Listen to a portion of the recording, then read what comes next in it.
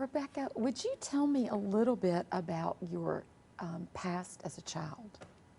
My dad was a pastor of a small church in North Carolina, and when he and my mom first came to that church as evangelists, they were welcome there. There were only about 11 people in the congregation, and so my dad began a week of revival meetings and knocking on people's door, and everyone just, he was the new buzz in town, you know, this little small town where a lot of the people's last names were the same, and so he and my mom just really got in there and felt like God had called them there, and after 3 weeks of these meetings, the church asked them to consider staying as pastors. So after years of doing evangelistic work, my mother eyed the parsonage that was being built next door to the church and thought, sweet community, sweet people, home. So that was attractive to her. And so they moved into that home Thanksgiving of 1969. So they had a big celebration that year.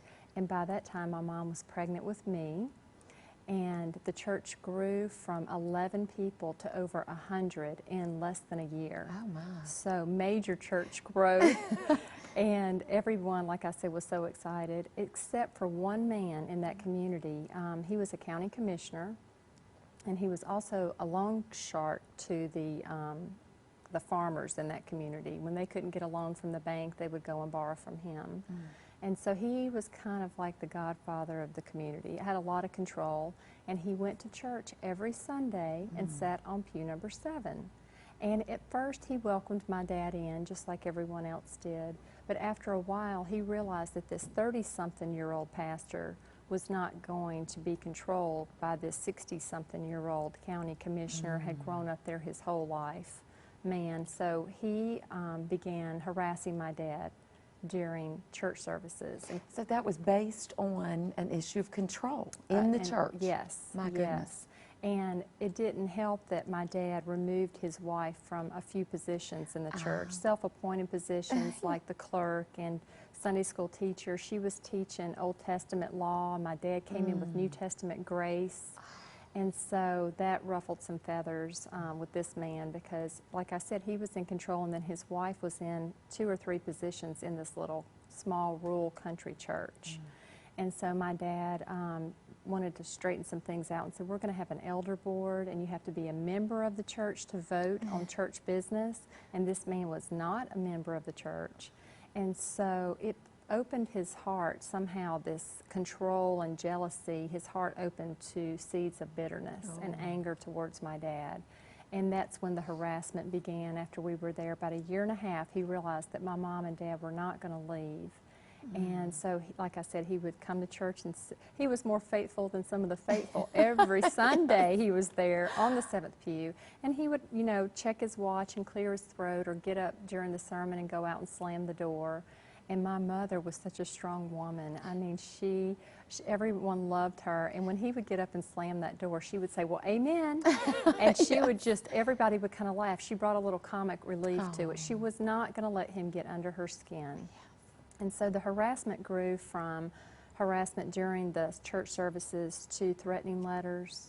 One of them said that we would be leaving that town walking, crawling, dead or alive. Oh, my goodness. So my dad knew at that point that this was just beyond a, you know, an unhappy community, you know, commissioner. He was getting serious with it. And so we would go out of town, and he would hire men to break into our house. And now this man was actually sitting in your father's church and claiming to be a Christian. we're not sure about his confession, but he did But attend. he did come. He did attend, like I said, every Sunday. And from all appearances, he would look like a Christian, being so faithful coming to church. So it went to harassing phone calls, 30 to 60 a day. This was before caller ID. This is a pastor having to answer the phone, not knowing if it was a church member that needed something, a family member, someone in the middle of the night, and a lot of the harassing phone calls were during the night to disrupt our sleep. And then he hired gunmen to shoot at our home, snipers. to shoot at our home. So as a child, I had bullets flying past my head, and just being scared to death when the sun went down, you know, that it was nighttime. This is when this man did a lot of tormenting to our family and terrorizing our family. He would pace in front of our house. He lived across the street from our house. So fear and terror was part of your Yes. normal childhood life. Yes, yes. And My I goodness. knew he was out walking the streets at night. He lived across the street. He stalked our family. He knew when we were out of town. He knew when we turned our lights off to go to bed. And he would plan these shootings, and then it got to a point where he was actually hiring people to put dynamite around our home and our church to disrupt, and it was always during a church service, so it would disrupt the church service. So the local police, the state police, and finally when it got to the dynamite explosions, the FBI were called in, and ATF set up a mobile unit outside of our house trying to get enough evidence to convict this man, because everyone knew who was doing it. So my dad was in the pulpit preaching, "Forgive those who persecute you, bless them," because he knew in this little community that people were ready to get their guns and go, you know, knock on this man's door. My goodness. And so they, you know, my dad knew he had to preach. You know, the battle is not against flesh and blood. Yes. It is against powers and principalities, and that is who our enemy is. Absolutely. That is the enemy. It's not the person that's being used to hurt you or to hate you or to try to get rid of you. It is the enemy of God being in that person, being used by that person. Sometimes it doesn't feel that way, though, does it? Right. Because when you have a face behind the terror, Yes. it's easy to fall into the trap Yes. of unforgiveness and Yes. bitterness, but that didn't happen in your life. What happened next once the FBI and the CIA were involved? You had more trauma come to your Yes, life. Yes. Well, by this time I was 7, and we had had 10 explosions Oh, go my. off, like I said, around our home and around the church. And my mother had gotten a call from one of her good friends and said that her alcoholic, abusive husband had tied her to a chair and beat her severely. And so my mother invited her to come stay at our home. And this was Easter of 1978, so it was the weekend before Easter. And we were getting ready for Easter. My dad was preparing his sermon. My mom was getting the music ready because she was an organist, and she took care of the choir and the singing and the songs and everything. So I was getting ready for Easter egg hunts, and so we were all excited. But it was a sad note having, you know, my mom's friend come and stay with us, and I don't know why, but she thought that her coming to stay with us would be a safe place for her. Considering all that we had been through, it wasn't the safest place in town. So she did come and stay with us, and this man, Mr. Watts, who was the instigator of 5 years of terror on our family, had a conversation with this husband. And on the Thursday before Easter, he came into our house during dinner with 3 guns and shot both of my parents while my brother and I watched. Now, Rebecca, you are a small child, Yes, and you're watching this actually unfold before your eyes. yes, Your mother and your father both shot. yes, How traumatic. yes. Now, tell me about that. What were you doing at the time of the shooting? Well, because of everything that we had gone through before, I had been taught when you hear a gunshot, you get down. So Okay. I ran under the table. It was chaos. Everyone was screaming. My dad had been shot twice. He was on the floor, not able to move. My mother had turned to go down the hall to get to the phone in their bedroom to call for help. This man took his wife hostage in my bedroom, and my brother, my little 3-year-old brother Daniel, followed my mom down the hall because, you know, he was trying to get someone to pick him up. And so I stayed under the table talking to my dad while all this was going on, and I heard a noise, and I thought it was the gunman coming back down the hallway, and it was my brother. So I you know, crawled out from under the table, and I said, "Come here, Daniel," and he got under the table with me. And I found out later that my dad was praying that he would fall asleep, and he did. And it was dinner time, and he just crawled up on that cold linoleum floor in a little ball and went to sleep, because my dad didn't know what else his little eyes were going to see. And so my dad sent me back to check on my mother, and when I went back there, she was not responsive to me. And so I didn't know if she was in shock. I didn't know what had happened, you know, as far as how much time she would have. So I, And at this point, your dad was shot, He was and shot he was laying on the floor, on the kitchen floor. and he could not No, get up. No, he could not. So He had that's- been shot in the shoulder, but the second shot hit him in the hip and broke the hip bone. Well, it impaired him from movement. So he was sitting on the kitchen floor and asked me to go check on my mom. And then I came back and told him, you know, I said, Mom's not responding. And he just kind of broke and just kind of cried for a moment, you know, just like a deep grief. I could just see their life together flashing before their eyes, the evangelistic meetings. When he first met her, he met her at the church across the street from her house. She went over to practice her piano lessons, and in he walked as an evangelist. She said she extended her hand, and then she realized she had pink neon rollers in her hair. And so I could just imagine, you know, when people say when you're injured that your life flashes before your eyes. Yes. So I know I've even thought before, what all was my dad thinking while he was sitting there? I know he was thinking he needed to protect us, but he couldn't. So I was the only lifeline for that family, and he asked me to run next door and get help. Well, when you saw your mother, did you realize at that point she had passed away? No, I didn't. Okay. And I held on to hope even while I was at my neighbor's house for hours. It took them 3 hours to get this man to surrender. And because he had a hostage, he had his wife and 2-year-old son in my bedroom, they did not want there to be another incident or bloodshed. So they talked and they talked and they turned the heat up as high as they could get it in our house to kind of sweat him out. And the police were able to go in and barricade half the house off so that they could get my dad and my brother out and get my dad help. So my dad did not even know until 2 days later. The doctors didn't want him to know that my mom did not make it because he had to have surgery, and they wanted him to be strong enough to make For it the through that. Right. Well, now, you went to get the help, and you were 7. Right. 7 years old. Yes. They took this man into custody. Right. What happened after that? Well, he was put in jail, and then we had the murder trial 3 months later.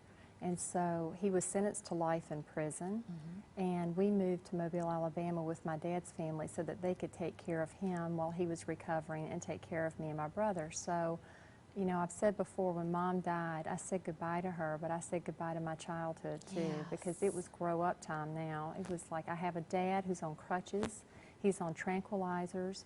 My brother that's 3 is crying and asking for my mother, and I'm trying to tell him, Daniel, Mommy's not here, she's in heaven. And he would say, well, I want to go see her right now. So he was trying to deal with the loss of his mom at 3, how much a 3-year-old can conceive and comprehend, and start over with a new school and a new church. And it was just a major, major adjustment. We were in a safe place physically, but our hearts were broken over the loss of my mom. My dad was never the same again. And he was on medication for years after she died, and had problems with his nerves from all the explosions and heart damage from the explosions. When I was 14, he was put in a hospital because he had to go through hospitalization several times with his nerves. And I just knew that being a daddy's girl, I was praying, believing, having faith that he was going to come home like he always did. He went to Oral Roberts University at the City of Faith. And when he got there, these 2 doctors welcomed him and said, we're so glad to have you, Reverend Nichols. He had a private room. It was like the dignity was restored back to him. He got up every day, got dressed, and walked up and down the hall, laying hands on people and praying that God would heal them. So his purpose, his passion for ministry never stopped. I mean, he got up every morning and got dressed. He was ready. He was ready to lay hands on people. But when I came home from school a few months later, they did tell me that my dad had passed away that morning, and that was devastating. He was 46 years old. Oh, my. He did not have one physical problem, and he died from a blood clot that went to his heart. And we found out later that he had talked with his mom and said, Mom, if God is not going to heal me of these nerve problems, I would rather for him to take me. Because he knew he wasn't a complete dad for us. But for me, I would rather have him than not have him. I would rather have him sick than not have him at all. And so I was devastated at that point. And that was harder for me. When my mom was killed, I knew that a man had taken her life.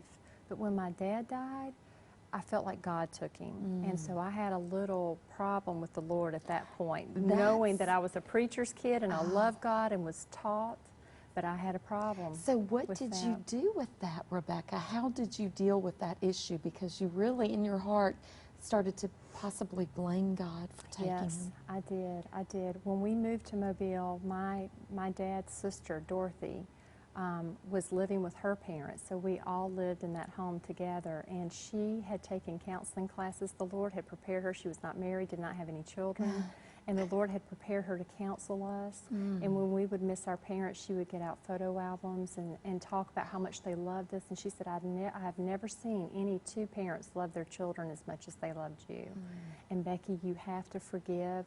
You have to forgive. God says in Matthew 6 that if you want your sins forgiven, that you have to forgive other people. It's a choice, not a feeling.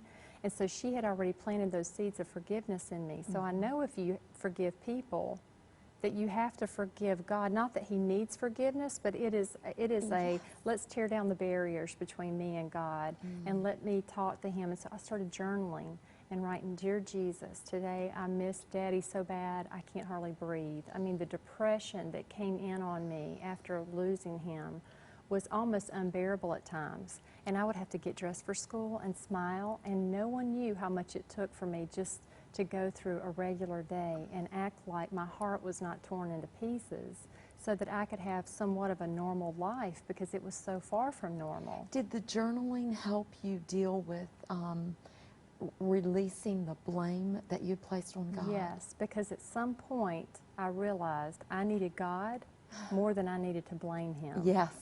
And that was such a freeing moment when I realized I need him more than I need to blame him. And he became a father. He says he's a father to the fatherless. Yes.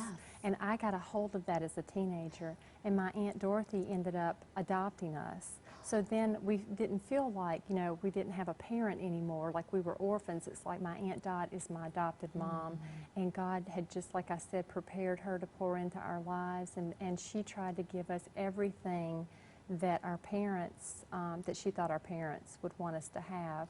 Backing up a little bit, after the murder trial, 3 years later, there was a bombing indictment with Mr. Watts, and he was convicted and sentenced to prison. He was convicted for 15 years for the bombings, but he only served 1 year because of political connections. Oh, my. And so that did not seem like justice. You know, this man had taken away pretty much my dad's mind, been the provoker of the husband that came in and did the shootings of my mother's life. So he was responsible for a lot of the pain in our life. And like I said, I had been taught to forgive, forgive, forgive. So I did forgive him, but he called several years later after my aunt had adopted us. And she said, Mr. Watts is on the phone. He wants to talk to you. And I had not talked to him in all of these years. And he said, hello, Becky, this is Mr. Watts, you know, that deep voice. And my heart just kind of went to my toes. And he said, I want to tell you that I'm sorry for everything that I've ever done to your family. He said, your dad was a good man, and he didn't deserve anything that I put him through. And I said, Mr. Watts, we forgave you a long time ago. And he said, well, I could not live the rest of my life without knowing if you forgave me or not. And some people never hear, I'm sorry. Yes. But that was a gift that we were able to hear, I'm sorry, and that we were able to extend that forgiveness to him. How did you do that, Rebecca, in practical terms? Because there are people all over the country that are harboring unforgiveness in their Yes. hearts Yes. because of an offense that has happened against them. Right. What starts that process of forgiveness? Well, I believe as a Christian, reading the Word of God and knowing, like I said, that we all need forgiveness. We all have sin in our lives. Yes. And we need that forgiveness. And so the prerequisite, it's a conditional thing. If you forgive others, then I will forgive you. And so as a child, those seeds being planted of trust and faith in God, knowing that for me to have whatever healthy, balanced life I was going to have was going to be dependent on me making a decision. So I made a decision to forgive Mr. Watts. I made a decision to forgive the shooter. And one of the things that my aunt would say is, do you know how you've forgiven someone? is when you can see them and wish them well. Mm. And so that's what I had to constantly, whenever that would try to come in with self-pity, like, oh, poor you, look what you've been through. My aunt would say, Becky, so many people have been through worse. So many people have been through worse things than you have. And so you don't want to have that pity party, because the only RSVPs you're going to get are from bitterness and anger and rejection and self-centeredness. And so she just taught me that as a child. Don't feel sorry for yourself. Forgive people. Make it a choice, not a feeling, because there's all those feelings that come. There's all those memories that remind you of people that have said things and done things or taken things away from you. And you have to make a choice, make a decision that every time that thought comes in your mind, that you are going to turn and say, Lord, I forgive them again. And I forgive them again, just like God forgives us. We Yes. forgive them of whatever they've done to us. And know that the enemy is not the person, it's the enemy of God. It's the devil who's come to kill, steal, and destroy. But Jesus came to bring life and life abundantly. And that is what he's after, is that abundant life in us. He doesn't care if people go to church. My little boy told me the other day, so-and-so goes to church. I said, sweetie, Mr. Watts went to church. That does not mean stamp you're a Christian. You know, it just means that you go to church. But there is a relationship there that God wants to have with his creation, with his sons and daughters. And he does not want those barriers in between us and him. And that unforgiveness is a big one. That's right. And it amazes me. If you can choose to forgive when there was such a violent act against your family, Becky, it offers hope to people around the country. Because a lot of times we harbor simple things. Right. Harbor thoughts against our neighbor, or a word someone spoke to us years ago, or just simple little things, offenses that come up. What you experienced was tremendous loss, tremendous loss. But through God, through the power of those seeds of the gospel that was planted in your heart, even as a child, helped you make the decision that allowed you a fruitful and productive life as an adult. God really turned this thing around for you, didn't he? He did. And I believe seeing my parents being under the gun, under the fire like that, and watch them forgive over and over, knowing who was behind it. And my mother had said, Christ gave his life for me, and I am willing to do the same for him. And to have that kind of abandonment to your own life, like, Lord, what you did this for me, I'm willing to do it for you.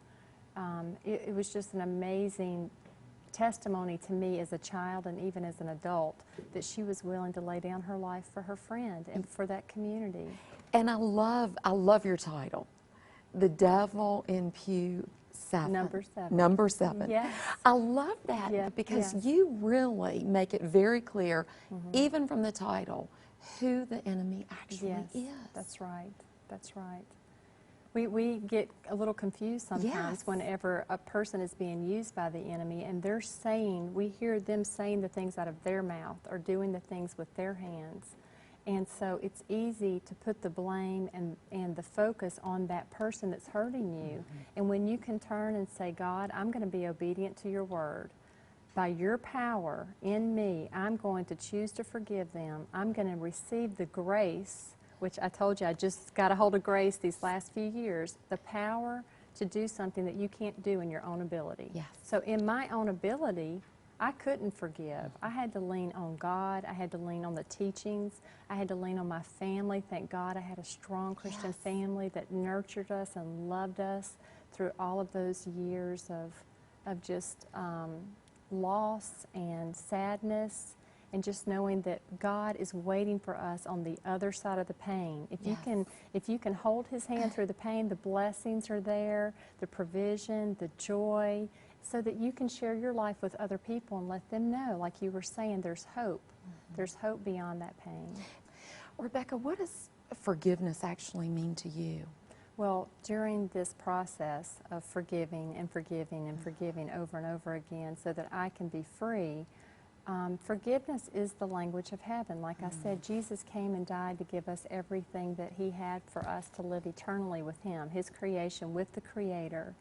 And I believe that the forgiveness should be like a language on the tip of our tongue, so that when someone comes and hurts us, when that seed, our heart is so, when we have Jesus in our heart is so soft and pliable, and we're waiting for those good seeds of the Word to get down in there and grow and bring forth fruit for the kingdom. Yes. But the devil takes advantage of that good, pliable heart, and he sends the winds of life in to blow those seeds of anger and hurt and unforgiveness. And so I call it a heart check. You just have to have a heart check on a daily basis and say, Lord, show me if there's anything that has blown into my heart lately, whether it was accidental, intentional, whatever reason that seed got in there, to be quick to forgive.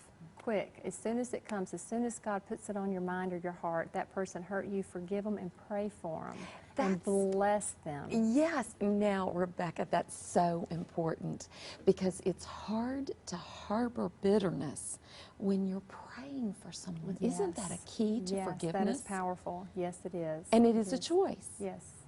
Yes. And when you pray for them, they've got things in their life that they need help with, and that someone probably did to them that caused their behavior. And so if we can get our focus off of the person, get our focus on the Lord, and pray for that person, we can be set free. Powerful tools to freedom: prayer of forgiveness, blessing, and praying for them. Yes. Now, you had a revelation that came to you in the shower. Can you share that revelation? Because I was amazed at this. Yes. Well, after I graduated from high school and went to college, and I met my husband, we got married, we've had our children, and we still have these student loans. And so I'm like, Lord, you know, I believe in Job 42 that you said you would bless the latter part of my life more than the beginning. And I have my husband and I have my children, but I have these student loans. And so I was kind of grumbling one day, even though I have so much to be thankful for, and God has been so good to me. I was just kind of grumbling, and I was like, Lord, you know, I'm just frustrated with these student loans. And I was taking a shower and just kind of grumbling, and I said, if my parents were here, I wouldn't have these student loans, and it puts pressure on our family, and I want to start a college fund for my kids. I don't want to pay my college debt. And he said, I said, I want my inheritance, Lord. I want my inheritance. You're my Father, and I want my inheritance.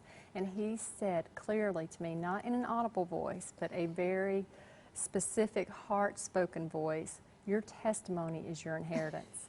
And I almost fell out of the shower. I love it. I said, Lord. And he said, Becky, I have given you a story and a gift of forgiveness. And if you can share that with other people to let them know that no matter what you go through, I don't know what everyone has been through out there, but God does. Yes. And He knows what is on the other side of that pain. He knows the blessings that are waiting. My husband and my kids, I call them my twice as much. Like Job, when he prayed for his friends, God said He gave him twice as much. And I am just thankful and blessed. I know my parents are in heaven and rejoicing and waiting, just like we're waiting. We're all waiting to be together again. But there is a joy, not happiness, but that joy, that deep God-given joy that can sustain us through the trials, through the loss in this life. Yes. Now, is this book going to become a movie? Well, we are in the early talks of turning the book into a movie, and so we're excited about that because it is more of a visual, obviously. The book has a lot more details in it.